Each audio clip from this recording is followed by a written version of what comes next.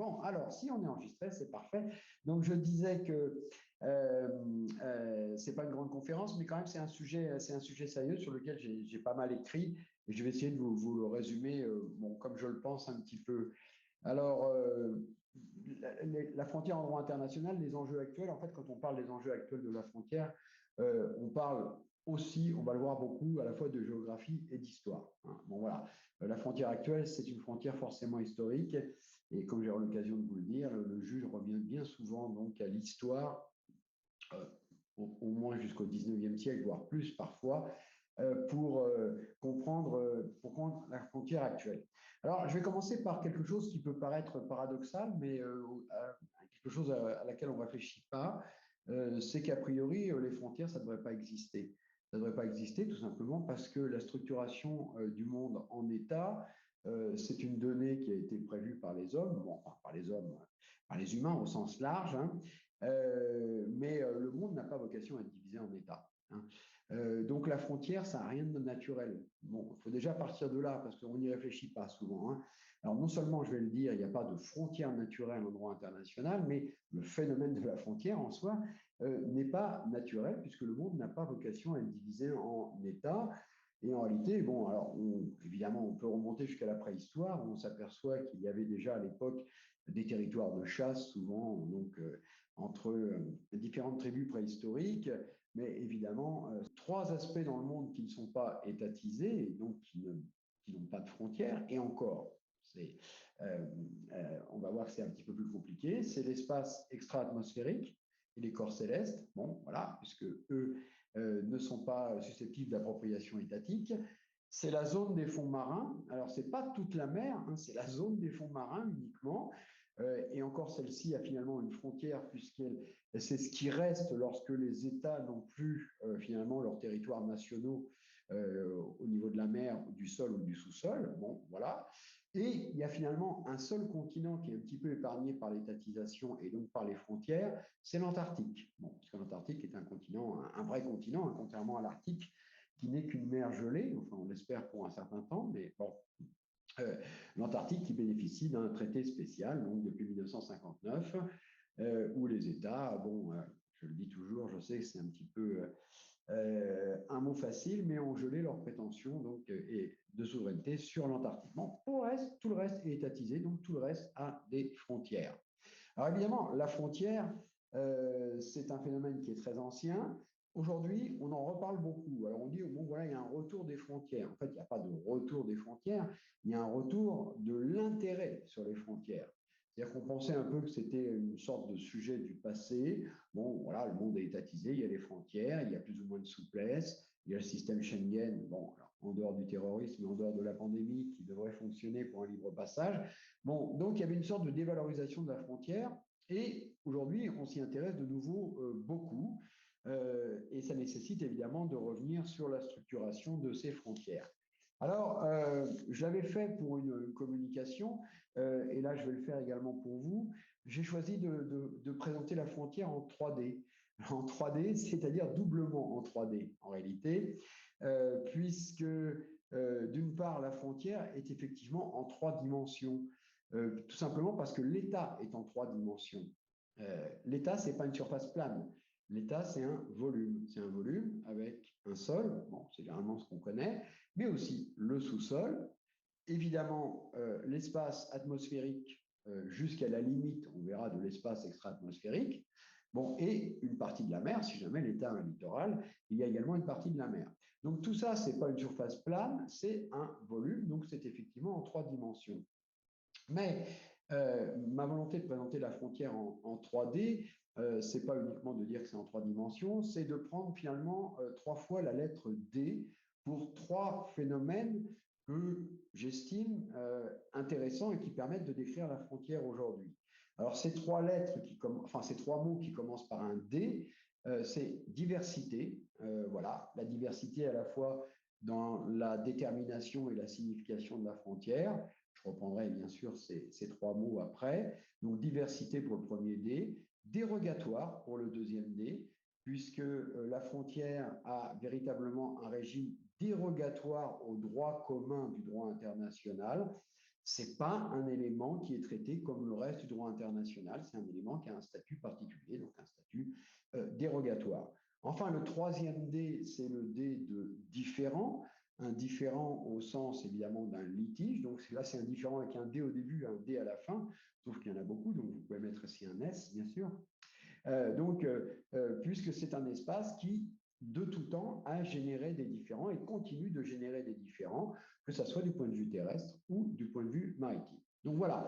Bon, donc ces trois lettres, ces trois mots qui commencent par la même lettre, la lettre D, vont me permettre de faire un petit peu le tour de la question. Enfin, moi, je l'espère. Alors, première lettre, premier mot, diversité. Diversité, c'est à la fois une diversité historique et une diversité dans la détermination de la frontière. Alors, diversité historique, bon, je vais revenir à quelque chose de très simple. Hein.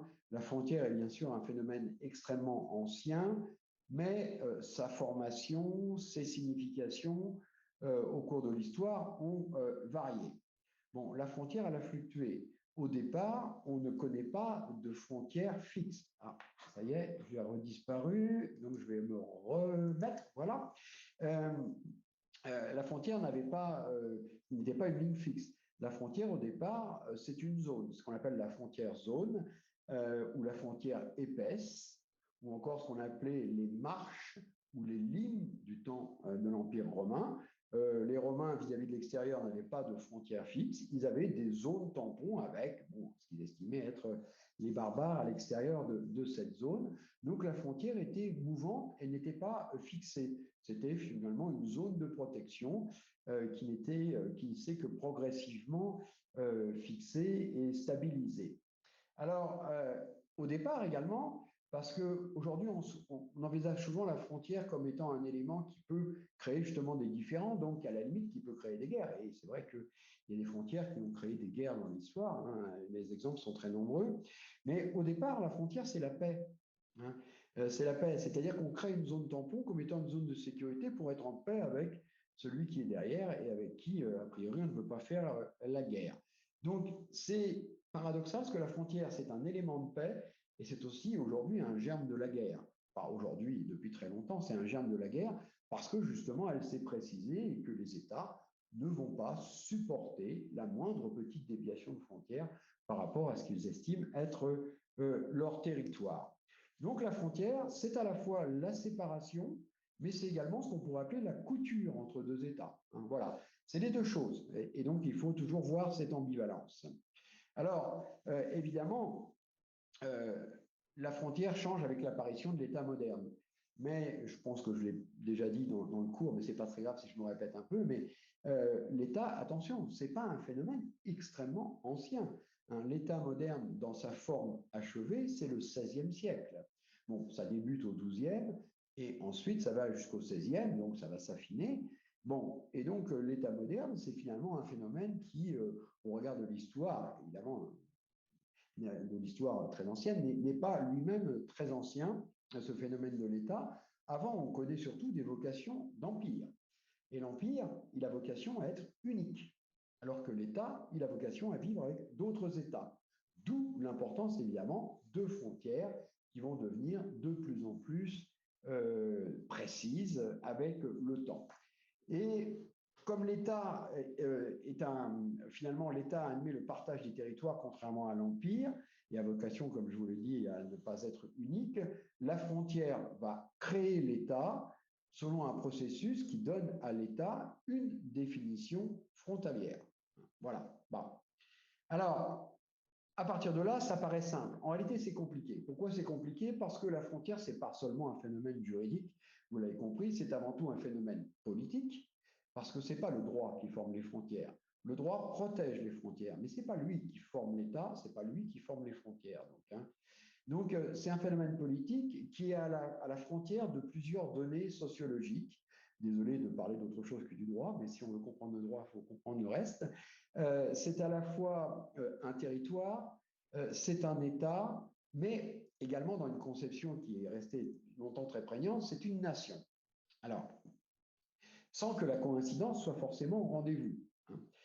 Il n'est qu'à rappeler qu'en Afrique, notamment, du fait évidemment de la colonisation, 80% des frontières sont sans aucun rapport avec des limites traditionnelles, particulièrement de ce qu'on pourrait appeler des ethnies, mais ce qu'on pourrait appeler aussi des nations, hein. Bon, puisque le terme nation n'est pas réservé au nationalisme européen ou au nationalisme occidental.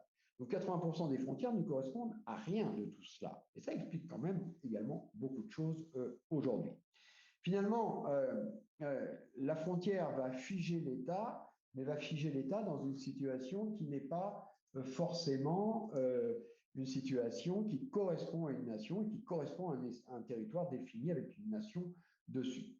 Il y a finalement une seule chose qui est interdite, je vais y revenir dans quelques instants, c'est l'État nomade. C'est-à-dire que l'État doit avoir une frontière fixe. Il n'a pas le droit d'avoir une frontière qui est mouvante. Alors, je vais y revenir dans un instant justement. Diversité donc historique, diversité aussi dans la détermination de la frontière. Il n'y a pas, et je vais y revenir parce que c'est important quand on parle du juge notamment, il n'y a pas de droit international de la délimitation terrestre. Il y a un droit international, on verra, de la délimitation maritime. Il n'y a pas un droit international de la délimitation terrestre, tout simplement parce qu'aucune frontière ne s'est formée comme celle de son voisin. Je parle des États, bien sûr, hein. Toutes les frontières se sont formées d'une manière différente. Et ça, encore une fois, ce n'est pas du droit, c'est de l'évolution sociologique et politique des États. Vous avez un ouvrage, si vous voulez, je vous donnerai plus tard la référence de Michel Fouché, qui travaille en géopolitique, qui est professeur à l'École normale supérieure, qui a écrit un excellent ouvrage justement sur la formation des frontières, où il montre comment les frontières sont constituées dans l'histoire. Alors, si vous réfléchissez bien, c'est un peu énervant cette vidéo qui se détache là. Bon, c'est pas grave, on s'y remet. Si vous réfléchissez, ah non, décidément, il ne veut plus de moi. Bon. Ah. Bon, alors. Bon, écoutez, pour le moment, peut-être que ça va se remettre. Je ne sais pas pourquoi la vidéo ne veut plus de moi. Bon, je continue quand même. Aucun État, donc je l'ai dit, n'a déterminé sa frontière comme son voisin.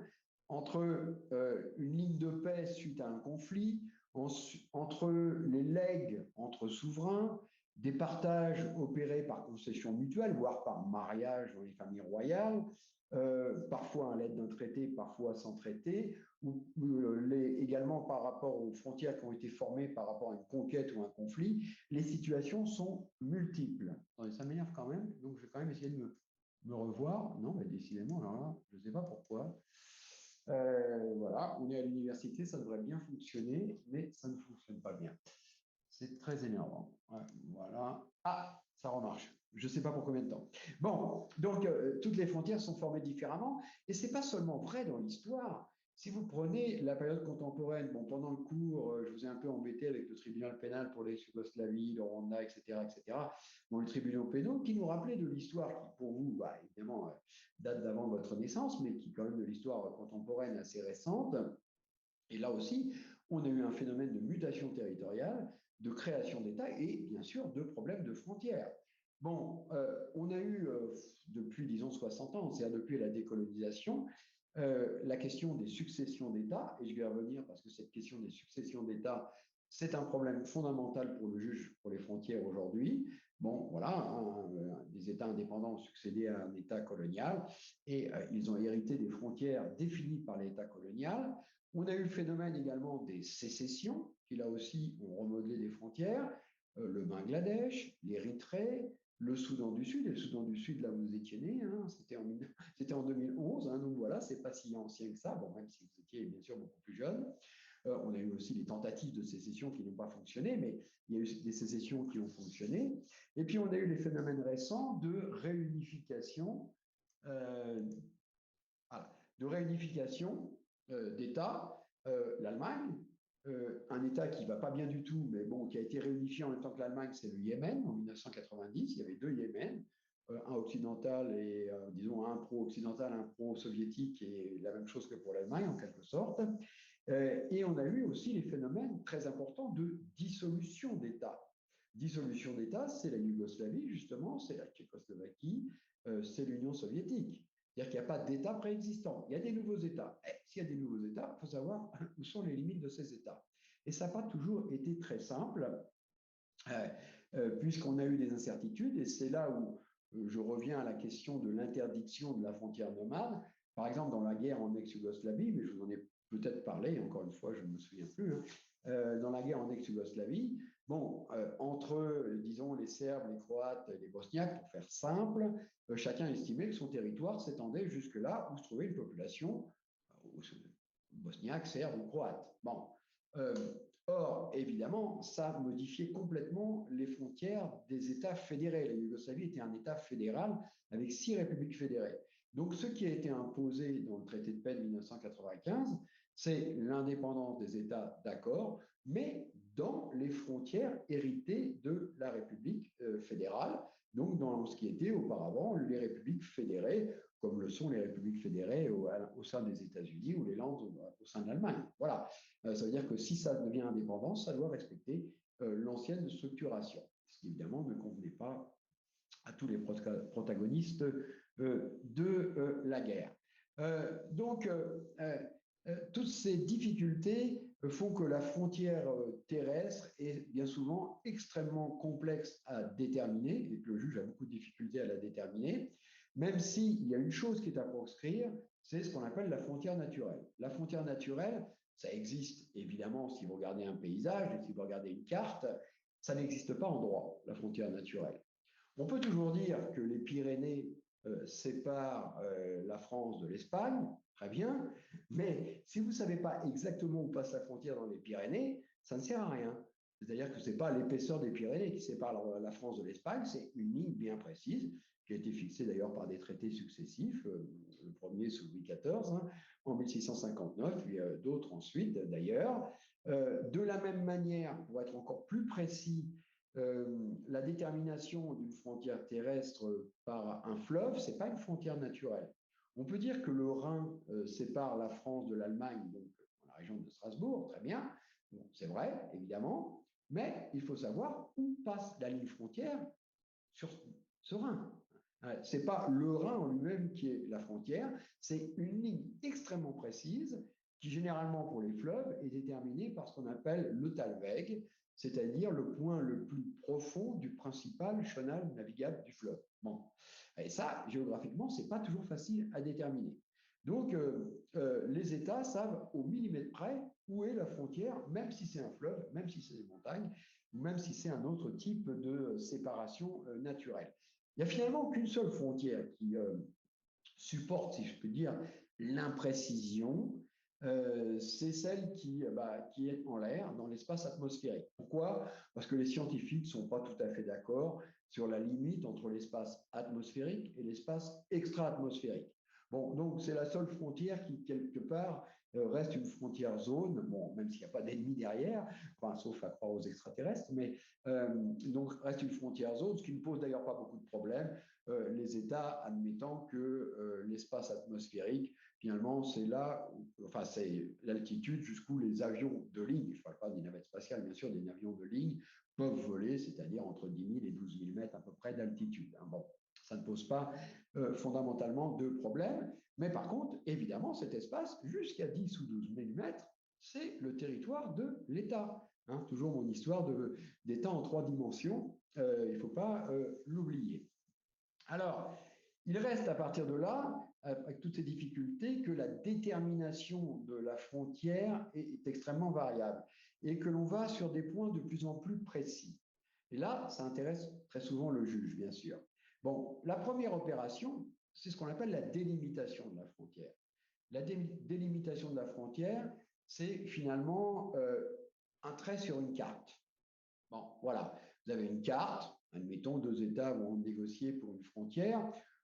Prenons un exemple récent, un traité de 1990 qui concernait justement l'Allemagne réunifiée, un traité avec la Pologne qui met fin à un contentieux de la Deuxième Guerre mondiale. C'est la frontière entre l'Allemagne et la Pologne, puisque ça a été le premier acte de la Deuxième Guerre mondiale, a été l'invasion de la Pologne, ce qu'on appelle la ligne Oder-Neisse, hein, c'est-à-dire une ligne qui suit deux fleuves, l'Oder et Neisse. Bon, voilà, donc les 2 États se mettent et ils disent, voilà, il y a une carte et la frontière passe à tel endroit. Bon, ça c'est très bien, c'est l'opération dite de délimitation. C'est celle qui justement intéressait bien souvent les États coloniaux, hein, qui, au gros feutre rouge, clac, vous tracez une ligne en Afrique, parfois une ligne perpendiculaire géométrique, c'est très bien. Le problème, c'est qu'une fois que vous arrivez sur le terrain, cette ligne ne suffit pas. Votre carte, elle a une échelle importante, c'est très bien, mais votre trait rouge que vous tracez sur votre carte, eh bien, une fois que vous arrivez sur le terrain, ce trait rouge, ça peut faire plusieurs kilomètres de large. Donc là, ça ne donne pas la précision. Donc, au-delà de l'opération de délimitation, il y a ce qu'on appelle en droit international l'opération de démarcation. Démarcation, on est toujours dans les dés d'ailleurs, mais enfin bon, démarcation, c'est-à-dire de faire un repérage sur le terrain, plus précisément de la frontière. Bon. Ça, ce n'est pas un travail de juriste, c'est un travail de géographe.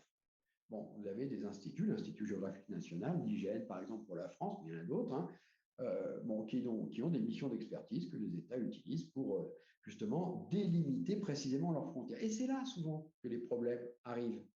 Parce que deux États, quand on va délimiter, ne sont pas forcément d'accord, ou on peut s'apercevoir que cette délimitation, et ce n'est pas, un exemple fictif, c'est un véritable exemple, traverse un village. Voilà. Il y a une partie du village qui est d'un côté de la frontière, l'autre qui est de l'autre partie de la frontière. Bon, évidemment, ce n'est pas viable. Et dans ce cas-là, il faut trouver des solutions. Et les solutions ne sont pas toujours évidentes à trouver. Alors, au-delà de la délimitation et de la démarcation, vous avez encore une précision plus grande, c'est ce qu'on appelle l'abornement. Hein, bon, les frontières sont souvent abornées. Alors, pas en continu, mais des bornes régulières, donc qui fixent les points frontaliers. Et donc, ces bornes permettent, en traçant une ligne, évidemment, de retrouver précisément la frontière. Et c'est parfois très important. Il y a une anecdote réelle et assez récente, puisqu'elle date, je crois, de l'été dernier, à peu près, enfin, je ne sais plus exactement, printemps ou été dernier, où un agriculteur belge, donc, pour faire rentrer un tracteur dans son champ, a déplacé une borne frontalière. Bon, et bien, il y a eu à ce moment-là, donc pas une crise diplomatique, il ne faut pas exagérer, entre la France et la Belgique, mais enfin, il y a eu une inquiétude de la part de la France du déplacement de cette borne. Bon, donc, la borne a été remise en place alors que c'était véritablement un détail sur quelques mètres, simplement pour qu'il puisse faire passer, je crois, un tracteur. Donc, vous avez l'abornement, et puis, encore plus précis que l'abornement, mais une solution qui, pour d'autres raisons, je n'aurai pas le temps de m'y arrêter, n'est pas très viable, c'est le mur. Voilà. Hein. Le mur, c'est finalement l'abornement ultime de la frontière. Vous mettez un mur, ce n'est pas nouveau le phénomène du mur. Hein. On a eu la muraille de Chine. On a eu, par exemple, si vous vous baladez au Royaume-Uni, le mur d'Adrien. Le mur d'Adrien, c'est un mur romain donc, qui séparait ce qui est aujourd'hui l'Angleterre de l'Écosse. Bon, voilà, il y a eu pour but de protéger les Saxons contre les Pics qui étaient considérés comme des sauvages de l'autre côté, c'est-à-dire les Écossais aujourd'hui, ne leur dites pas. Hein. Pardon. Donc l'abordement, c'est le mur, pardon, c'est l'étape ultime. On en voit trop souvent. Il y a bien sûr le problème de la frontière Mexique-États-Unis. Il y a eu le mur de Berlin, il y a le mur en Palestine. Il y a beaucoup de murs et récemment, sur la crise migratoire en Europe, vous avez pu constater que la Pologne voulait construire un mur sur sa frontière avec la Biélorussie pour éviter le passage d'immigrants. Bon, donc le phénomène du mur, il n'est pas du tout arrangé dans les tiroirs de l'histoire, malheureusement, parce que ça n'a jamais été une solution. C'est toujours éphémère, mais c'est en quelque sorte l'étape ultime de la délimitation frontalière. Alors, du côté maritime, la diversité est quand même beaucoup moins grande, a priori, par rapport à la délimitation terrestre, puisque du côté maritime, on a un seul traité, le traité de 1982, vous connaissez bien sûr, et on en a parlé en cours, donc la Convention des Nations Unies sur le droit de la mer, qui crée un régime de frontières maritimes uniforme pour tous les États qui possèdent un littoral. Bon, alors, ça devrait être plus simple, mais ça ne l'est pas. Ça ne l'est pas parce qu'aujourd'hui, la majorité des différends portés devant la Cour internationale, ce sont des différends maritimes et pas des différends terrestres. Il y en a toujours, bien sûr, il y a des différends terrestres encore, mais c'est essentiellement des différends maritimes.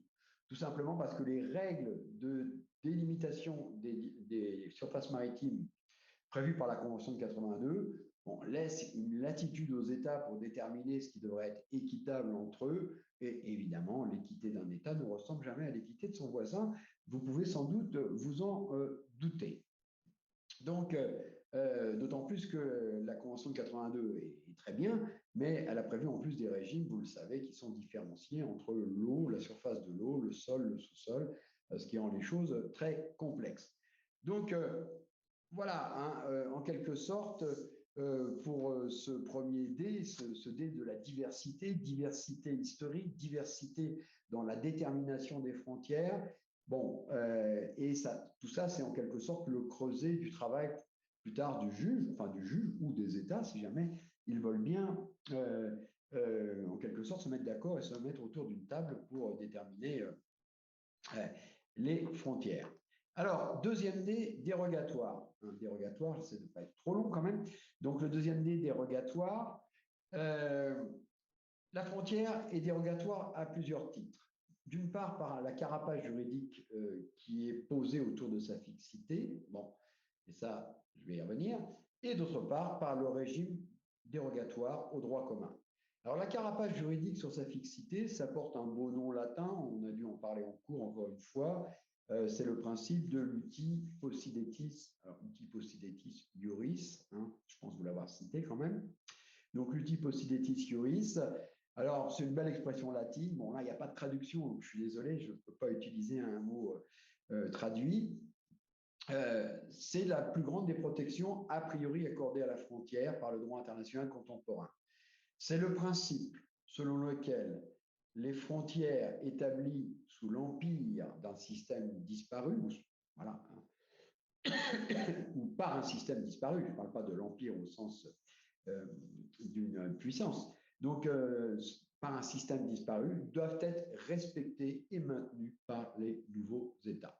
C'est tout simplement la succession d'États qui a été évidemment la règle en matière de décolonisation, et pas seulement pour l'Afrique à partir des années 60 du XXe siècle, mais ça a commencé tout simplement, ce principe, par la décolonisation de l'Amérique latine, pardonnez-moi, au XIXe siècle, je vois un peu,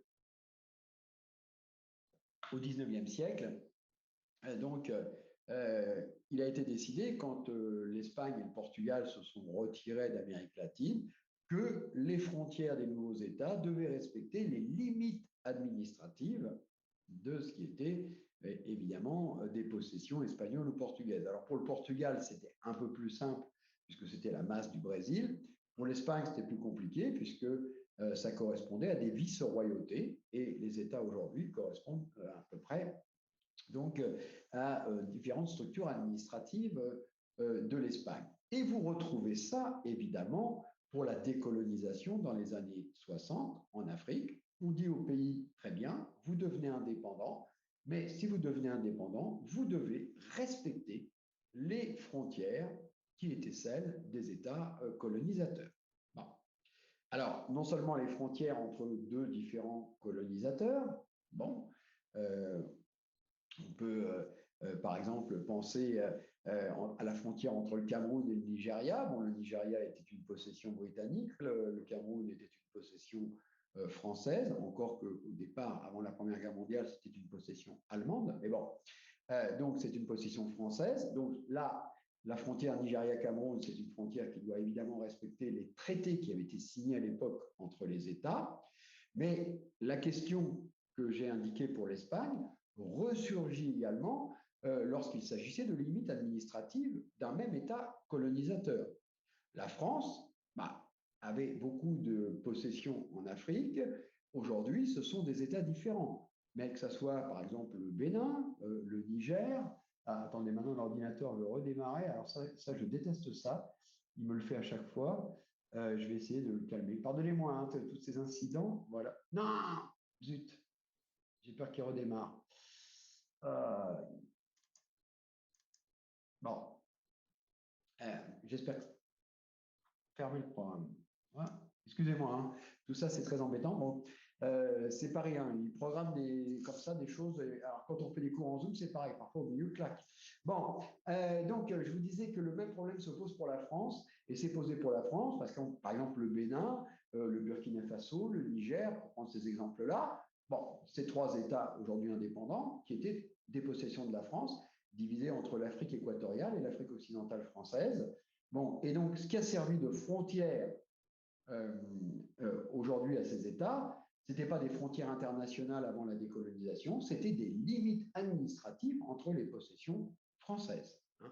Limites administratives entre les possessions françaises, ce qui veut dire, et ça, c'est pas un effet, c'est pas juste pour illustrer, c'est pour illustrer mon propos, pardonnez-moi, ce qui veut dire que, par exemple, vous avez une affaire de la Cour internationale de justice entre le Bénin et le Niger, bon, des problèmes frontaliers, pas très importants, mais enfin, des problèmes frontaliers entre les deux. Qu'est-ce qu'a fait le juge de la Cour internationale de justice? Il n'a pas été faire du droit international, il a fait du droit interne français. Il a été recherché dans les archives coloniales françaises les désaccords entre le ministère des colonies qui se trouvait à Paris et le gouverneur qui se trouvait sur place, opposé à un autre gouverneur français qui gérait un autre territoire, etc. Donc, en fait, il a fait du droit français et il a soulevé les contradictions qui pouvaient exister entre le droit français. Quoi qu'il en soit, ce principe dit de l'uti possidetis, c'est un principe qui a été consacré par la Cour internationale de justice, comme en 1986, dans une affaire entre le Mali et le Burkina Faso, une autre affaire, encore entre deux anciennes possessions françaises. Et la Cour nous dit que c'est un principe général lié au phénomène de l'accession à l'indépendance. Son but évident est d'éviter que l'indépendance et la stabilité des nouveaux États ne soient mises en danger. Donc, ça veut dire qu'on ne touche pas aux frontières. Je vais faire simple, comme ça, vous ne ferez pas la guerre pour remodeler les frontières. Alors, ça a son avantage de sécurité juridique, ça a son inconvénient, c'est que finalement, ça fige la structuration étatique des frontières telle que le colonisateur l'a fait lui-même. Et ça veut dire que je reviens à ce que je disais tout à l'heure, que 80% des frontières en Afrique ne correspondent finalement à rien, si ce n'est à des zones d'influence, des possessions entre les colonisateurs qui disaient, bon, toi tu vas jusqu'à là et toi tu vas jusque là. Bon, très bien. La conférence de Berlin de 1885, tout ça. Et ce qui veut dire qu'évidemment, au moment de l'indépendance, eh bien, vous retrouvez des populations, disons, d'une même nation sur différentes frontières, avec les problèmes que ça a pu poser et que ça pose encore aujourd'hui. Et ce phénomène de l'utipossédétisme, vous le retrouvez, et ça je l'ai expliqué il y a quelques minutes, vous le retrouvez également au moment de la dissolution des États européens, Tchécoslovaquie, Yougoslavie, Union soviétique, puisque là aussi, on a dit d'accord, vous devenez indépendant, mais dans la structuration administrative, donc les républiques fédérées qui existaient auparavant. Et vous pouvez reprendre aujourd'hui les 15 États issus de l'ex-Union soviétique, les 6 ou les 7 avec le Kosovo issus de l'ex-Yougoslavie ou les 2 issus de la Tchécoslovaquie. Ça correspondait, à chaque fois, ce sont des États fédérés et à chaque fois, des États fédéraux, pardon, voilà, des États fédéraux, et les structures aujourd'hui de l'État correspondent aux limites de l'État fédéré. Voilà, tout simplement, hein, tout bêtement. Et ceci a été imposé au moment de la dissolution de ces États. D'ailleurs, les États l'ont fait parfois eux-mêmes. L'accord de Minsk de 1991 qui met fin à l'Union soviétique le décide lui-même, c'est-à-dire qu'on n'a pas été obligé de lui imposer. Bon, alors que pour la Yougoslavie, en revanche, moi, ça résulte de l'accord de Dayton-Paris de 1995 qui met fin à la guerre et qui impose que les frontières restent celles qu'elles étaient dans les États fédérés, pour les raisons que j'ai indiquées tout à l'heure, c'est-à-dire que pour éviter que certains États aient des vocations expansionnistes par ailleurs. Alors, c'est à la vertu sécurisante, hein, cet utipossémitisme, bien sûr, de garder les frontières, mais évidemment, notamment pour l'Afrique, on avait fixé des limites sans forcément fixer des frontières. Et l'utipossémitisme, fixer des frontières qui ne sont pas forcément délimitées. Bon. Et l'essentiel des affaires devant la Cour internationale de justice, aujourd'hui, c'est ça pour les frontières terrestres, et notamment pour les frontières africaines. C'est cette indétermination qui s'est transformée en frontière fixe, alors que ce n'était pas tout à fait le cas auparavant. Donc, un régime vraiment dérogatoire. Un régime, je l'ai dit, également dérogatoire en raison de la sensibilité des frontières pour les États, alors que le droit est absent de la formation de la frontière. J'ai dit que la frontière, elle se forme dans l'histoire par différents phénomènes, mais ce n'est pas le droit qui fait l'État. Bon. le droit international, il enregistre l'État une fois qu'il existe, bon, par l'acte de reconnaissance, etc. Après, il lui donne des droits, il lui donne la souveraineté, etc. Bon, et évidemment, il va protéger la frontière. Bon, une fois que l'État est reconnu, la frontière doit être protégée et elle va être juridiquement surprotégée. Surprotégée, puisque si vous prenez en droit international quelques grandes conventions, notamment la Convention de Vienne de 1969 sur le droit des traités, et vous apercevez qu'à plusieurs reprises dans cette convention, les traités de frontières sont des exceptions au régime commun des traités. Par exemple, la clause, ce qu'on appelle la clause rebus sextantibus, c'est-à-dire la clause de changement fondamental de circonstances, qui permet éventuellement de mettre fin à un traité. Eh bien, cette clause, elle n'est pas applicable si c'est un traité frontalier. Et il y a une obligation de reconnaissance objective des traités de frontières, quels que soient les États. Bon, je prenais l'exemple de la frontière entre l'Allemagne et la Pologne, la ligne Nord-Nice. Eh bien, ce traité de frontière, bon, personne ne s'amusera à le faire évidemment s'il n'est pas un voisin, mais s'impose à l'Uruguay, au Paraguay, à la Namibie, à l'Australie, à tout ce que vous voulez. Voilà, ça s'impose à tous les États du monde. Ils n'ont pas le droit de le remettre en cause. Bon, a priori, sauf accord militaire et accord de défense, il y a peu de chances qu'ils le remettent en cause, mais quoi qu'il en soit, ils n'ont pas le droit de le remettre en cause. Donc, il y a un régime très particulier et y compris pour la question de la Convention en matière de succession, en matière de traité, Convention de 1978, là aussi, impossibilité de remettre en cause donc, les traités de frontières lorsqu'il y a une succession d'États. Vous pouvez quasiment remettre tout le reste en cause. Ça, ce n'est pas un problème, mais pas les traités de frontières. Et vous avez une affaire devant la Cour internationale qui a particulièrement bien illustré cette sacralisation juridique de la frontière. C'est l'affaire entre le Tchad et la Libye, un arrêt de 1994. Pardonnez-moi, j'en avais peut-être parlé dans le cours. Bon, différents frontaliers entre les deux États. Bon, si je me répète, vous me pardonnerez, un différent important, puisque c'était 120 000 km² quand même. Bon, ce n'est pas une petite surface. Bon. Et bon, finalement, le Tchad a gagné dans cette affaire, puisque la Libye occupait illégalement toute une partie nord du territoire du Tchad, que la Libye estimait être sienne. Alors, ce qui est important, c'est que dans cette affaire, il y avait un traité de frontière. Bon, mais le traité de frontière, il était valable pour 20 ans. Et au moment où l'affaire a été portée devant la Cour, on avait largement dépassé les 20 ans. Et que nous dit la Cour internationale? Je vous le cite, c'est pas la peine de, c'est enregistré, donc c'est pas la peine de le noter, mais une frontière établie par traité acquiert ainsi une permanence que le traité lui-même ne connaît pas nécessairement. Un traité peut cesser d'être en vigueur sans que la pérennité de la frontière en soit affectée. Du reste, que cette faculté soit exercée ou non, la frontière demeure. Ça veut dire, vous avez un traité, le traité, bon, il a été prévu pour 20 ans, il n'existe plus. S'il n'y a pas d'autres traités, évidemment, s'il y a d'autres traités, c'est différent. S'il n'y a pas d'autres traités, on estime que la frontière existe toujours. Donc, ça veut dire que la frontière, elle peut même exister sans traité. C'est ce que signifie cette phrase de la Cour internationale de justice dans cette affaire. La frontière survit, même si le traité disparaît. C'est vous dire à quel point on estime qu'il faut une stabilité, une intégrité du territoire et que cette frontière, c'est le marqueur essentiel de l'intégrité du territoire.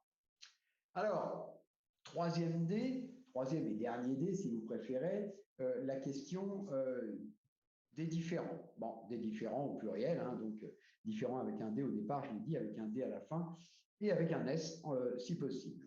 Alors, c'est l'objet central du règlement des différends aujourd'hui, internationaux.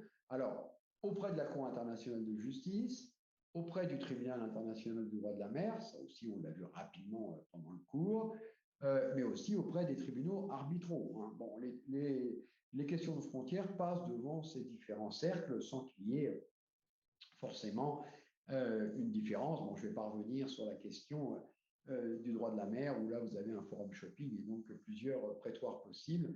On avait vu ça en cours, mais là, c'est autre chose. Alors, j'allais dire qu'il y a différents types de différents, pardonnez-moi, hein, la répétition est un tout petit peu volontaire, il y a différents types de différents et il y a un traitement différencié des différents. Ça, c'est un peu complexe. Hein. Alors, différents types de différents, bon, tout simplement parce que déjà, il y a une différence entre les frontières terrestres et les frontières maritimes. Et à l'intérieur des frontières terrestres, eh bien, vous pouvez de nouveau faire une distinction entre différents types de conflits. On a par exemple ce qu'on appelle les conflits d'attribution de territoire. Conflit d'attribution de territoire, ça veut dire qu'on va demander à une juridiction, bon, essentiellement la Cour internationale ou un arbitrage, mais ça peut être aussi un territoire maritime, donc ça peut être aussi le tribunal du droit de la mer, on va demander à qui appartient ce territoire. Bon, très bien. Donc la question qui est posée, ce n'est pas la question de la frontière, mais ce différent donc d'attribution de territoire, une fois que la Cour s'est prononcée, bien évidemment, va en résulter une frontière. Si vous dites ce territoire, il appartient à un État X ou il appartient à un État Y, bah, si vous avez décidé qu'il appartient à l'État Y, forcément, la frontière va se définir par votre décision d'attribution du territoire. Mais attention, la juridiction va vous répondre sur l'attribution du territoire, mais pas sur la frontière.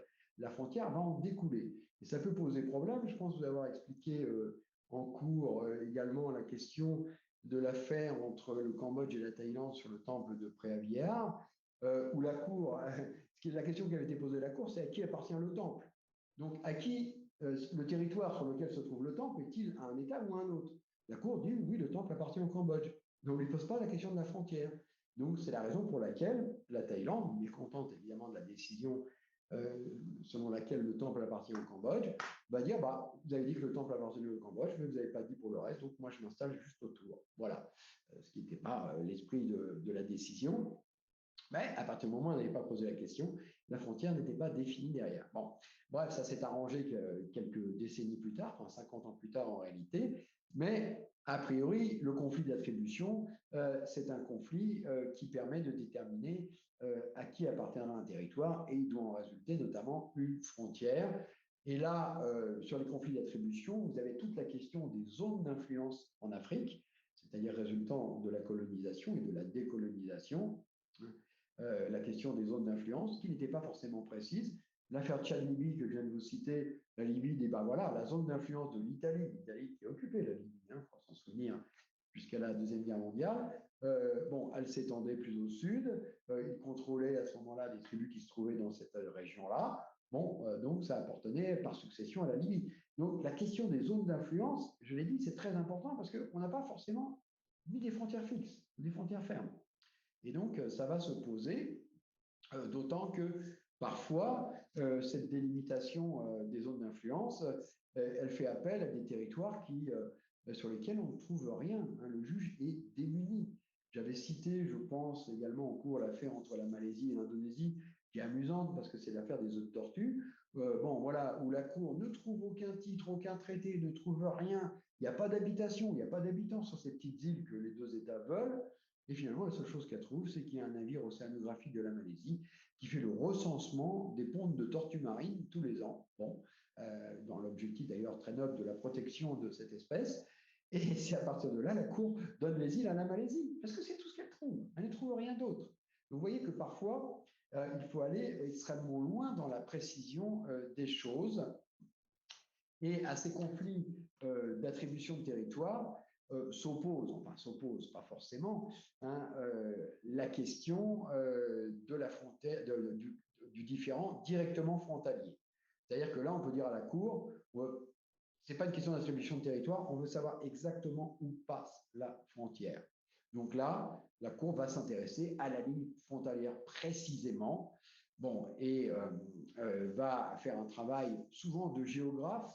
C'est assez ennuyeux, finalement, au bout d'un moment, quand vous regardez les arrêts qui concernent les différents frontaliers, c'est souvent assez passionnant dans la motivation, mais dans le dispositif, vous vous retrouvez avec 3 pages successives de coordonnées géographiques, en disant la frontière de là à là, elle passe à telle longitude, telle latitude, tel point. Oui, parce que c'est évidemment ce qui intéresse. Donc le juge se fait géographe, il se fait parfois aider par des vrais géographes, mais il en ressort une ligne très précise. Et quand je vous parlais de la question des villages coupés en deux, ça s'est posé effectivement dans une affaire, j'ai cité l'exemple tout à l'heure, de la frontière entre le Cameroun et le Nigeria, qui était une affaire importante puisqu'elle concernait toute la frontière terrestre et la frontière maritime, où à un moment donné, la ligne passe au milieu d'un village, la ligne, cette fois-ci non pas de délimitation générale, mais de démarcation sur le terrain. Et donc la Cour, quand c'est arrivé plusieurs fois sur cette frontière, bon, attribue le village d'un côté ou de l'autre, selon en quelque sorte les effectivités, c'est-à-dire qui administrait ce village auparavant. Il y a quand même dans le droit de temps en temps une humanité, je vous rassure, même si on n'en a pas toujours cette impression au départ. Bon, c'est rare, mais enfin, ça arrive. Hein. Voilà. Alors, du côté de la frontière maritime, je vous l'ai dit, l'uniformité des règles maritimes devrait amener peu de différents. En réalité, il y en a beaucoup, tout simplement parce qu'il y a une très grande difficulté à appliquer le principe, enfin, les modalités de détermination. Pour la mer territoriale, c'est le principe équidistance corrigé par les circonstances spéciales. Et pour ce qui est au large, zone économique exclusive, plateau continental, etc., c'est le principe, donc, cette fois-ci, partage équitable. Bon, voilà, on doit arriver à un résultat équitable, corrigé par des circonstances pertinentes. Alors, tout le problème, vous l'avez tout de suite deviné, c'est ce qu'on appelle les circonstances pertinentes. Bon, et c'est là que les États se disputent en quelque sorte en disant bon, ma côte elle est concave ou elle est convexe, là j'ai un pic pétrole, là j'ai un cap qui dépasse, donc la ligne va plus loin, etc., etc. Donc toutes les configurations géographiques donnent lieu finalement à des différends. Alors heureusement que la géographie est différente par rapport au droit uniforme, ça on peut s'en féliciter.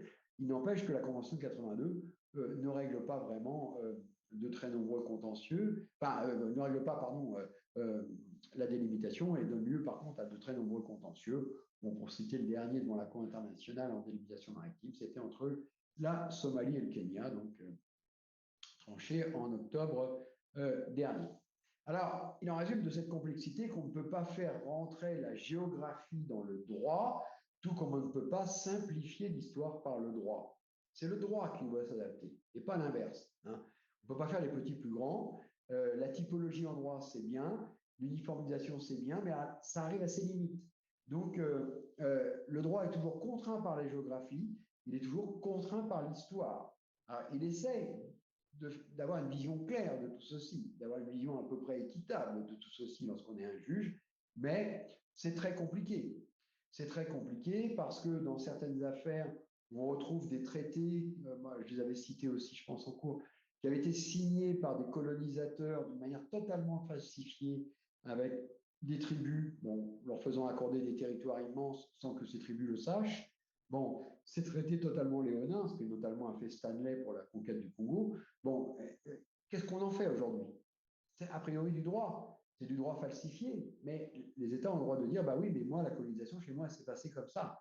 Ou est-ce qu'il faut faire privilégier le traité interétatique, le vrai, j'allais dire, celui qui avait vraiment une valeur juridique entre les États, auquel cas, évidemment, ça ne correspond pas forcément à ce qui avait été signé avec les tribus au moment de la colonisation.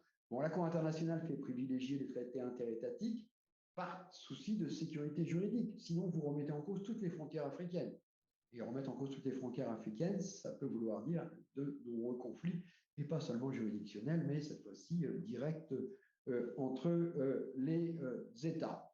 Donc il y a cette situation-là, du point de vue géographique, du point de vue historique. C'est la même chose si vous regardez le conflit au Proche-Orient. Le conflit au Proche-Orient, je sais que c'est un sujet très sensible, j'en suis conscient. Bon, pour certains, ça remonte à la Bible. Et si vous remontez à la Bible, là, c'est pareil. Vous remontez à une époque où les frontières n'existaient pas. Donc, on parle de territoire, on parle d'histoire, on parle de racines, de plein de choses. Mais l'histoire est parfois mauvaise conseillère. Et le juge doit quelque part s'en méfier dans la question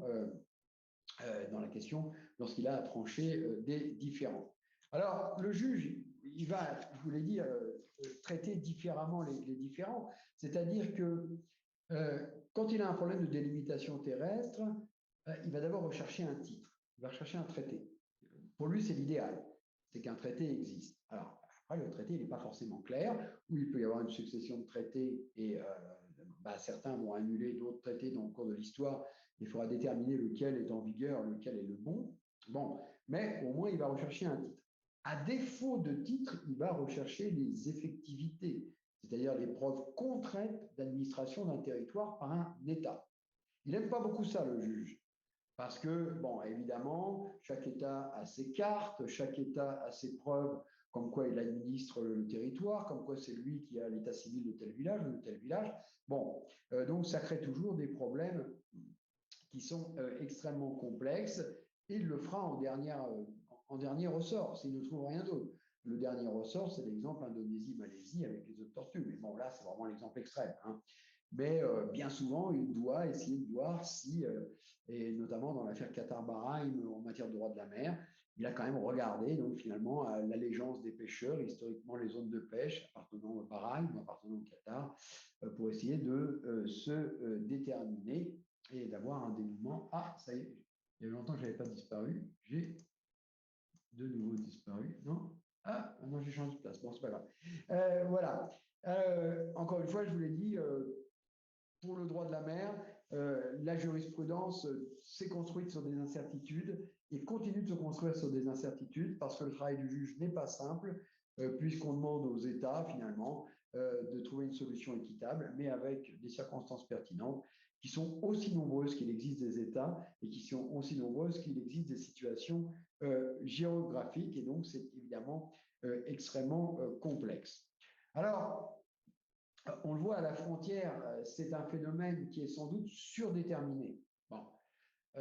Mais c'est un phénomène d'une très grande sensibilité pour les États. Ils sont prêts à réunir des commissions pour 500 mètres carrés ou pour 500 mètres de frontière. C'est déjà arrivé. Donc c'est un phénomène surdéterminé, surprotégé certainement.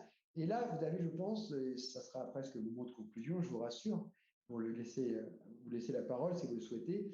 Vous avez une très grande différence entre la perception sociologique ou politique de la frontière aujourd'hui. Il y a, de ce point de vue-là, une certaine dévalorisation. Alors, j'étais beaucoup plus à l'aise pour le dire il y a quelques années. Avec le terrorisme, avec aujourd'hui la pandémie, évidemment, les frontières se referment, les exigences pour passer les frontières se multiplient. Bon, je pense que vous en êtes tous témoins et même acteurs, même quand vous allez entre la Roumanie et la France. Bon, après, avec des choses qui sont parfois un petit peu, à mon avis, surfaites, mais bon, le débat n'est pas là. Quoi qu'il en soit, politiquement et sociologiquement, la frontière était très largement dévaluée. C'est-à-dire qu'on sait très bien que dans le phénomène de la mondialisation, bon, la frontière, c'est une limite de souveraineté, c'est pas du tout une limite pour le commerce, c'est pas du tout une limite pour le passage. Alors, le passage des humains, oui, si on est dans l'espace Schengen, par contre, si on vient d'Afrique et qu'on veut aller en Europe, c'est quand même différent et c'est compliqué, bien sûr. Bon, mais avec l'espace Schengen, on avait l'impression que l'Europe était, du moins pour les États qui avaient adhéré à l'espace Schengen, un espace de liberté. Alors, aujourd'hui, c'est un peu différent. Il n'empêche qu'il y a quand même une désacralisation de la frontière, mais pas en droit. Ça, c'est assez extraordinaire. Vous avez un décalage entre l'évolution sociologique politique de la frontière et le cadre juridique qui reste, lui, extrêmement rigide du point de vue frontalier, avec une cour internationale qui va surdéterminer souvent la frontière des États et va en faire un élément hyper protégé, comme j'ai eu l'occasion de vous l'indiquer. Alors, je laisserai bien le mot de fin à Raymond Aron. Alors, Raymond Aron, il est mort en 1986, donc il a le droit de ne pas le connaître. Hein. C'était un penseur français géopolitique, un penseur en matière de relations internationales et pas un juriste. D'ailleurs, il n'était pas très. Il ne croyait pas beaucoup au droit international, mais ça, c'est autre chose. Et qui, sur les phénomènes des frontières, il disait une frontière tenue par les États voisins pour équitable est en elle-même la meilleure, qu'elle soit militairement bonne ou mauvaise.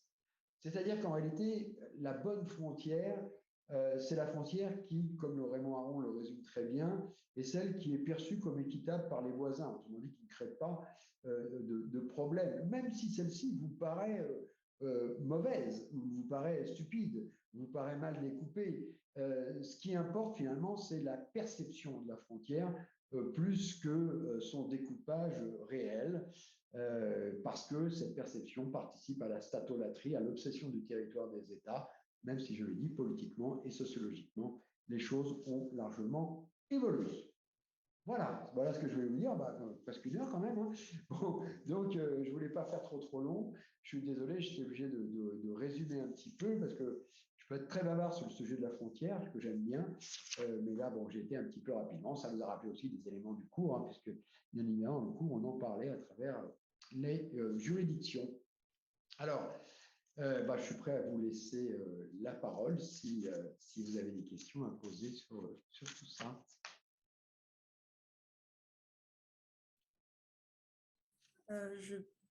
Vas-y.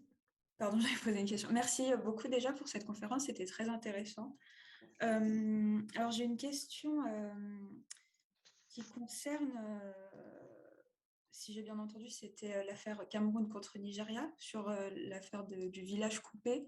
Et je me demandais en fait si le juge avait pris en considération l'avis des villageois. Et si c'était une considération générale dans ce genre d'affaires, si on prenait en compte eh bien, comment dire, est-ce que les individus se sentaient appartenir à tel ou tel pays? Est-ce que ça rentrait en compte? Alors, je vais peut-être vous décevoir, mais pas beaucoup, voire pratiquement pas. Alors ils ont demandé l'avis aux États, hein. Bon, là, la Cour a fait un travail pédagogique, diplomatique, en disant, bon, écoutez, voilà. Il y avait quand même une sensibilité, c'est-à-dire qu'on savait que tel État était en réalité administré soit par le Nigeria, tel village, pardon, était administré soit par le Nigeria, soit par le Cameroun. Donc, dans ce cas-là, on le mettait du côté camerounais ou du côté nigérian. Bon, donc il y avait quand même, non pas une interrogation des villageois, mais une enquête objective de la Cour pour dire. Parce que le problème, si vous interrogez les villageois, votre perception est tout à fait noble, hein, et vous avez raison de penser que ça serait mieux, mais qui vous dit que les villageois vont se prononcer librement? Parce qu'ils sont souvent sous influence d'un État qui les administre, donc on va passer les voir en leur disant, bon, vous êtes prié de répondre telle chose, voilà, sinon il peut vous arriver des ennuis. Enfin, que sais-je, bon, hein, c'est pas non plus, pas forcément mort d'homme, mais enfin, bon, disons, il peut y avoir des pressions.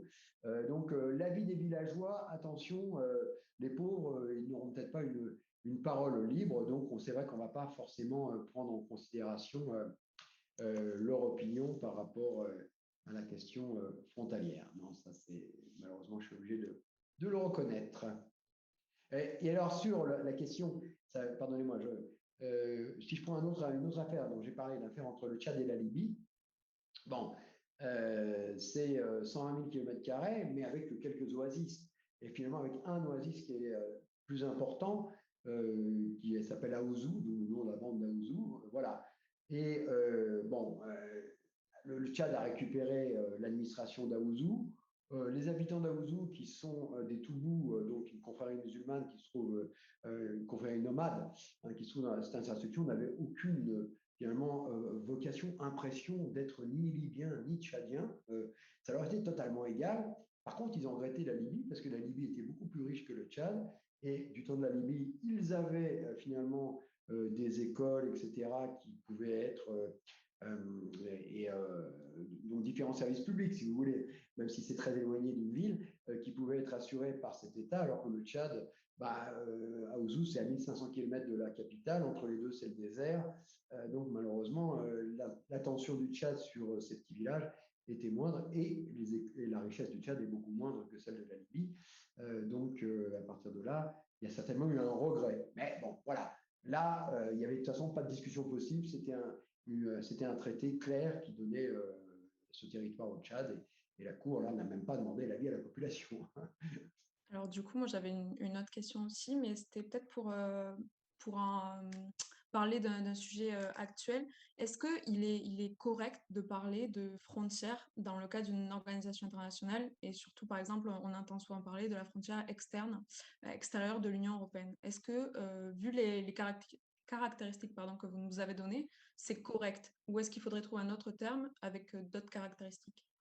Alors, oui, on peut parler de ça. Oui, votre question est très intéressante. On peut parler de frontières externes de l'Union européenne, mais c'est un terme, ce que même les Anglais disent, c'est une terme of convenience. C'est-à-dire, c'est un terme pour faciliter la vision de la chose. Mais en réalité, ce n'est pas la frontière externe de l'Union européenne, c'est la frontière externe des États membres de l'Union européenne. C'est ça la vérité. Bon, parce que bah, c'est toute la distinction, ça, j'ai rien à vous apprendre, hein. Vous en savez beaucoup plus que moi sur la question certainement, entre la souveraineté de l'État et la citoyenneté européenne. Vous êtes citoyen européen, mais bon, vous êtes de nationalité, vous pouvez avoir plusieurs nationalités, mais enfin, de tel ou tel État. Voilà, donc l'État continue d'exister, l'Union européenne est une organisation, et les frontières extérieures de l'Union européenne, on peut en parler, si elles ont bougé avec bien sûr le Brexit, mais en réalité, si on se place du point de vue international, on parle des frontières externes des États membres de l'Union européenne. C'est les seules frontières qui comptent. L'Union européenne, bah, ça arrivera peut-être, hein, j'en sais rien.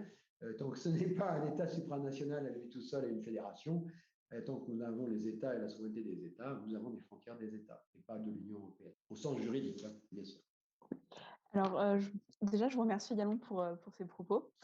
Je voulais vous poser une question qui est née de vos propos sur la pertinence de la notion de frontière aujourd'hui et sur cette idée qu'il y avait c'est pas le bon mot, mais désacralisation ou peut-être une perte d'intérêt de la notion de frontière, du moins avant la pandémie. Qu'en est-il des aspects numériques de la notion? Parce que vous avez parlé des aspects en 3D de la frontière d'un point de vue de volume. Et donc, ça m'a fait me poser cette question, puisqu'on a le numérique qui, par définition, n'est pas matériel, mais qui est profondément régi par des questions de frontières. Je pense aux GAFAM qui ne fonctionnent pas de la même façon d'un même côté, par exemple, de la frontière européenne ou non, ou tout simplement de tous les sites qui ne sont même pas accessibles en Chine. Oui, bon, bah, le numérique, je crois que la réponse que je vais vous donner, je parie que vous la connaissez déjà. Simplement, bon, le numérique, par définition, est transfrontière, hein, transfrontalier, puisque, bon, voilà, vous pouvez communiquer d'une frontière à une autre. La preuve, hein, regardez, hein, je suis à Paris, certains sont à Bucarest et on se parle. Donc, c'est la preuve que le numérique traverse les frontières sans aucun problème. À partir de là, effectivement, étant donné la porosité du numérique, les États, et certains États en particulier, ont repris la main, si l'on peut dire, sur le contrôle d'Internet. Bon, on le sait pour la Chine, où par exemple, bah, ce n'est pas la peine d'aller en Chine avec Google. Hein, Google, ça ne marche pas en Chine. Il faut utiliser le système équivalent à Google, mais chinois. Bon, on l'a vu encore récemment pour les événements au Kazakhstan, où d'un seul coup, plus d'informations sur l'extérieur parce que Internet avait été coupé. Bon, ça a été le cas en Biélorussie aussi. Bon, généralement, les États qui ont des choses à se reprocher, hein, on va faire clair, agissent par la coupure ou la restriction des communications numériques. Donc, c'est évidemment devenu, pour les États, un enjeu majeur parce que leur grande crainte, c'est avant, on savait par des espions que des manifestations se préparaient dans des mouvements d'opposition. Bon, aujourd'hui, bah, ça se fait par un rendez-vous de groupe sur le numérique. Évidemment, c'est beaucoup plus dangereux. Vous voyez défouler 3000 personnes sur une place et vous n'aviez au vent de rien du tout auparavant. Ça s'avère dangereux. Donc, il y a de plus en plus un contrôle du numérique. Alors, contrôle étatique qui bien souvent se cache sous le contrôle de la liberté d'expression ou au contraire de ce qui est interdit par la liberté d'expression. Hein. Bon, on le voit, et ça pose de multiples problèmes. C'est-à-dire que bon, l'État va vous dire, oui, moi je contrôle ce qu'il y a sur Facebook, etc., parce que je ne veux pas qu'il y ait d'injures racisme, d'antisémitisme, etc., bon, sur les réseaux sociaux. Bon, c'est tout à fait noble. Bon, ce qui se passe aussi, c'est que quand il contrôle ceci, il contrôle également d'autres choses. C'est-à-dire qu'il contrôle jusqu'où vous pouvez aller. Avec le double problème, et là aussi, je vais m'avancer une porte ouverte, vous connaissez tout à fait, qui, moi, me paraît un problème important, inquiétant et pas suffisamment encore traité par le droit, qui est la question de la censure privée. C'est-à-dire qu'il peut y avoir une censure étatique, celle-là, on la connaît, malheureusement, elle est lointaine dans l'histoire, elle continue dans beaucoup d'États, mais à côté de ça, vous avez la censure privée. Alors, parce que quand vous allez sur Facebook, sur Twitter, évidemment, vous le faites, vous acceptez des conditions générales d'utilisation que vous ne lisez pas, personne ne les lit, bien sûr, c'est comme les modes d'emploi ou je ne sais quoi. Bon, mais il n'empêche que dans ces conditions d'utilisation, il y a indiqué que le réseau peut éventuellement vous couper la parole si vous dites des choses qu'il ne faut pas. Le problème, c'est que c'est le réseau qui décide. Et en quoi est-ce que ce réseau a le droit de décider de la liberté d'expression qui, a priori, est une liberté publique? Donc c'est ça, à mon avis, qui, au-delà des frontières, est choquant. On a en France, là, ces derniers jours, une affaire où Twitter est mis en cause parce qu'il a interdit des conversations qui, a priori, étaient justement autorisées dans l'État français. J'avoue que je ne sais plus sur quel aspect, mais enfin bon, peu importe. Vous avez eu le problème de Trump aux États-Unis. Alors, loin de moi la défense de Trump, mais en quoi est-ce que c'est Facebook ou Twitter qui décident que, et Facebook, enfin ou Meta, parce que ça s'appelle comme ça maintenant, Facebook va plus loin, puisqu'ils ont même constitué un tribunal privé avec des personnes publiques, dont l'ancienne première ministre Premier ministre du Danemark, une dame, et d'autres, qui jugent si c'est conforme ou non à Facebook. Donc on arrive à une justice privée. Et je pense que là, un des soucis, c'est la régulation étatique de la censure privée. Vous voyez ce que je veux dire? Bon, à partir de là, que vous répondre sur les frontières, le numérique, c'est bien sûr sans frontières, mais les États ont réinventé des frontières au numérique pour se protéger ou pour ne pas qu'on sache ce qui se passe derrière leurs frontières, pour le bien ou pour le mal, dans les deux sens. Je ne peux pas en dire beaucoup plus, mais à mon avis, malgré tout, le phénomène numérique, grâce au petit génie de l'informatique, alors c'est pas toujours bien le génie de l'informatique, hein, quand les algorithmes vous dictent ce que vous devez penser, comment vous devez vous habiller, je ne sais quoi, je trouve ça pas forcément un progrès. Mais bon, on n'est pas dans ce domaine-là. Mais donc, il est évident que les petits génies de l'informatique, les algorithmes, à mon avis, sont capables de passer outre les censures d'État, etc. Et que le progrès fera que, effectivement, le monde numérique est sans frontières. Mais ça ne veut pas dire qu'il ne doit pas être contrôlé.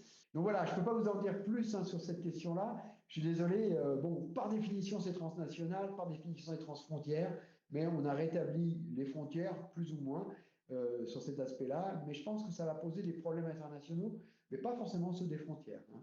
D'autres qui vont être justement la question du contrôle public de la censure privée, de la manière dont c'est jugé par le privé, et ça peut être aussi international. Twitter, c'est une entreprise privée californienne, hein. Voilà, hein. Bon. C'est pas l'État américain ou c'est pas l'État français, c'est bon, voilà. Alors, je ne sais pas si Louis Brémond a toujours une question ou s'il avait levé la main par hasard. Tout à fait, j'en ai même deux, désolé. Je vais commencer par faire comme mes camarades et vous remercier, c'est vraiment très intéressant. Les deux questions, la première est assez pratique. Quand vous avez parlé du cas belge de l'agriculteur qui a déplacé la borne, j'étais en Belgique quand ça s'est passé, ça a fait un sacré bruit, cette histoire, et je me posais la question sur le coup de la vérification des frontières et de l'impact de la frontière physique. Parce qu'apparemment, cette histoire de borne, ça avait été trouvé plusieurs mois après son déplacement par des gens qui étaient des amateurs de marche et qui s'y connaissaient beaucoup et qui avaient vu un déplacement et qui l'avaient signalé auprès des autorités du village. Et il y a une question, qui vérifie les frontières et comment ça se fait qu'on en arrive à des situations comme ça, sur des choses aussi anodines qu'un déplacement? Oui, alors qui vérifie les frontières? Personne en particulier. Si, les gardes frontières. La police aux frontières, hein, voilà, les gardes frontières. Alors, il est évident qu'en plus, France-Belgique, c'est quand même l'espace Schengen, même si, encore une fois, plus récemment, ça s'est un peu durci en raison de la pandémie. Mais il est évident que, en l'espèce, il n'y a pas une surveillance de l'intégralité de la frontière entre la France et la Belgique. Et donc c'est effectivement par hasard, je crois, des marcheurs qui sont passés, qui ont vu la borne déplacée, qui avaient l'habitude de passer, je crois, et qui ont estimé que ce n'était pas tout à fait normal. Ça ne pose pas de problème diplomatique. Par contre, si vous allez entre les États-Unis et le Mexique, si vous allez entre Israël et la Cisjordanie, je peux vous dire que si vous mettez le doigt, simplement le doigt, pas plus, au-delà d'une ligne, les capteurs vous voient. Les capteurs savent que vous avez dépassé la frontière, hein. Parce que vous avez des tas de frontières qui sont en fait des frontières avec une surveillance automatisée, une surveillance par drone, une surveillance par différents moyens. Je ne vous conseille pas non plus de passer la zone démilitarisée entre les deux Corées, mais etc., etc. Donc ça veut dire que tout dépend de la situation politique de l'État. Si l'État se sent en quelque sorte dans un encerclement stalinien au sens historique du terme, c'est-à-dire se sent entouré d'ennemis, il y a quand même pas mal d'États qui pratiquent la paranoïa, il ne faut pas l'oublier quand même, hein. Donc, dans ce cas-là, le franchissement de la frontière est immédiatement repérable. Maintenant, c'est la police aux frontières. Vous avez des brigades, hein, qui sont des points fixes de la frontière, qui peuvent circuler sur la frontière. Mais il est évident, si vous voulez faire de la contrebande, ça n'a plus aucun intérêt aujourd'hui, mais c'était du temps de Ramoncho, de roman de Pierre Loti, la contrebande entre la France et l'Espagne. Vous pouviez facilement le faire. Parce qu'évidemment, on ne pouvait pas mettre un garde frontière dans tous les aspects, sur tous les mètres de la frontière. Maintenant, les moyens techniques, si vous avez une certaine paranoïa par rapport à des frontières, vous permettent de le faire. Bon, maintenant, entre la France et la Belgique, je ne crois pas que ça a posé beaucoup de problèmes. La bande a été remise et tout a... Mais c'est vrai qu'on en a beaucoup parlé. Et donc, c'est amusant de voir que pour le déplacement de quelques mètres de cette bande, ça n'avait strictement aucune importance. Personne n'avait contesté finalement le territoire de la bande déplacée. Bon, et on en a beaucoup parlé. C'est pour vous dire quand même que, voilà, ça me paraît moins important que je ne sais pas, moi, le chat de Madame Martin qui s'est fait renverser le matin, quoi. Bon, voilà, donc, mais c'est comme ça. Alors, je crois que vous aviez une autre question également. Oui, c'était pour reprendre un petit peu la question que posait Nolwenn, et ce que vous aviez dit sur le fait qu'on a pratiquement une oligopole sur certains secteurs du numérique. Est-ce qu'on ne peut pas avoir un même problème avec la situation, enfin je ne sais pas du tout si c'est le cas, avec la situation de l'espace? Parce que les traités de l'espace sont assez flous sur les frontières et sur la possession territoriale. Et il y a des acteurs privés qui s'y lancent avec de plus en plus de succès. Est-ce que ça ne va pas arriver à être un problème à force? Est-ce qu'on ne va pas avoir une situation un problème un peu similaire, ou est-ce que ce n'est pas du tout Oui, on a déjà un problème similaire. Alors, pardonnez-moi de vous renvoyer à un excellent colloque qui est paru, qui s'est tenu au mois de mai dernier, donc il est assez récent, à Toulouse, sur le droit international et l'espace extra-atmosphérique, où justement ont été abordées toutes ces questions-là. La question de la privatisation, la question des routes des satellites, etc., la question de l'appropriation ou non de certains espaces. Bon, tous ces aspects-là sont évidemment connus. Il y a pour le moment des traités qui protègent, alors qui ne protègent pas tout, qui protègent en quelque sorte les corps célestes et qui empêchent l'appropriation, mais qui n'empêchent pas la commercialisation, qui n'empêchent pas non plus la circulation. D'où Elon Musk notamment, parce qu'il est connu, qui finance donc des navettes spatiales, etc., etc. Donc effectivement, ce sont des multiples problèmes qui se posent, finalement, d'un espace qu'il faut contrôler tout en sachant qu'il est en grande partie incontrôlable. C'est comme l'espace numérique. L'espace numérique est en grande partie incontrôlable parce que la technicité fait que c'est difficile à contrôler. Bon, l'espace extra-atmosphérique, c'est autre chose. C'est difficilement contrôlable tout simplement parce que c'est difficile d'y aller et les technologies, bien sûr, sont très poussées, mais ça pose les mêmes problèmes. Le problème de route maritime ou le problème de la traçabilité de la route des avions, bon, qui évidemment est importante pour la sécurité aérienne. Maintenant, on retrouve les mêmes problèmes sur les routes des satellites, sur les espaces orbitaux, etc. Donc, effectivement, le problème est le même et les États en discutent beaucoup et préparent notamment des traités. Et même la Commission du droit international devrait normalement avoir un projet de traité qui permette de mettre des coutumes, c'est-à-dire de faire en sorte que les normes coutumières de non-appropriation de l'espace et des corps célestes puissent être une norme impérative quasiment, et qui permettent quand même aux États donc de réguler, si on peut dire, la circulation et la privatisation ou la commercialisation de l'espace. Mais c'est un vrai problème actuel et pour le moment qui n'est pas encore totalement résolu. Je ne sais pas si vous avez d'autres questions. S'il n'y a pas d'autres questions, voilà. Non, tout va bien? On ne dirait pas. Bah, du coup, il ne me reste qu'à vous remercier au nom de l'association pour cette conférence, qui est la première du coup.